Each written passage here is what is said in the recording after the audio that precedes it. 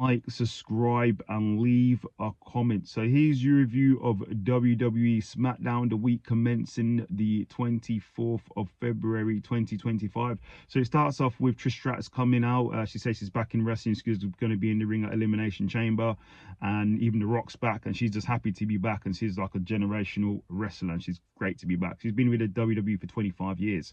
And she said that Chelsea Green comes out, calls out her, because Tiffany Stratton came out too, and Tiffany Stratton's for wasting everyone's time, and get on with the segment basically. And she says she's a winner. They go back and forth, and Tiffany calls out Chelsea for a match. Then it goes into that match straight away. So it's Tiffany Stratton versus Chelsea Green. Really good match. Go and watch it, but it didn't end that well because Tiffany lost by DQ because she was attacked by Nia Jax and Candice LeRae. Then Nick Aldis creates a 6-man tournament for the United States Championship contender. That's all going to happen on SmackDown. So the first match was Solo. Well, before we get to that, sorry. Solo, Jacob, and Tonga all talk about bringing the United States Championship to the fold of the bloodline. He wants Jacob Fatu to get it done, and he says he loves Jacob Fatu, so we'll see. Then we have Cody Rhodes Sharp in a nicely dressed up dressing room. In there was food, there's every food you can think of, loads of alcohol, and R-Truth's in there helping him eat the food and saying to him, is he going to sell his soul or not? So we'll see.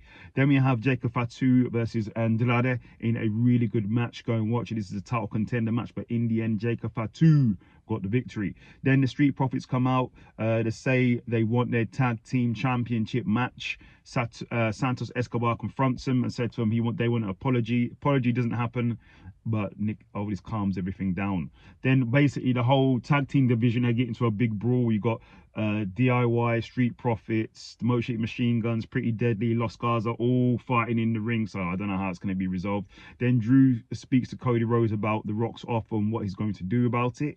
So let's see what happens. Then Drew comes out, basically calls out John Cena for putting himself in the Elimination Chamber, sort of not even competing for it. Calls out John Cena for coming back for an ego trip, and talks about his bald spot on his head. It's not very nice. Then calls him out for his politics back in the back, obviously politicking, getting his way to the top.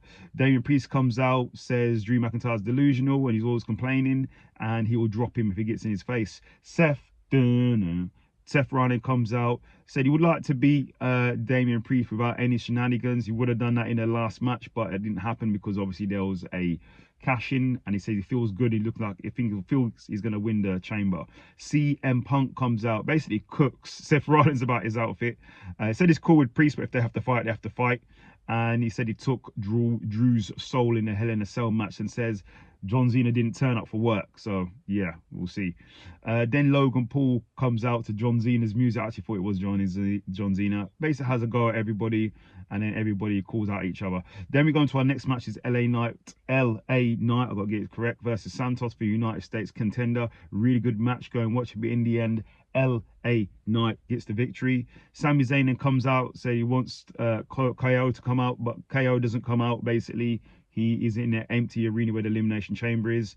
And he talks about their history. He said he's not the bad guy in this situation. Sami Zayn basically said he wants to hurt him because he's nervous, because he's going to hurt him real bad. Then we have The Miz giving prep talks to Carmelo Hayes, so we'll see what happens there. And then he gives advice to Cody Rhodes about what to do. I think he wants him to sell his soul to The Rock. Okay. Then we have Carmelo versus Braun Strowman in a United States contender match. Really good match. Go and watch it. But in the end, Carmelo did the old Eddie Guerrero fake hit in the head with a chair, said it was him, and he got disqualified, so he won. Then we have Liv Morgan, Rodriguez, and Roxanne Perez versus Bayley, Bianca Belair, and Naomi. Really good match. Go and watch it. But in the end, Roxanne Perez got the victory, so congratulations to her. Then we have our main event. So it's LA Knight versus Jacob Fatu versus Carmelo Hayes for United States Championship contender. Really good match. Go and watch it. But in the end, LA Knight got the victory. Then after that, it is Cody Rhodes. Well, CM Punk's talking to Cody Rhodes, asking what he's going to do. Said young CM Punk would have sold his soul, but now he said don't do it. And he talks about Cody's options. And then Cody goes out. The Rock actually gives Cody a gift as a truck. And The Rock says on the video he's going to be in Toronto. And he wants Cody to do the right thing, which is sell his soul. Wow.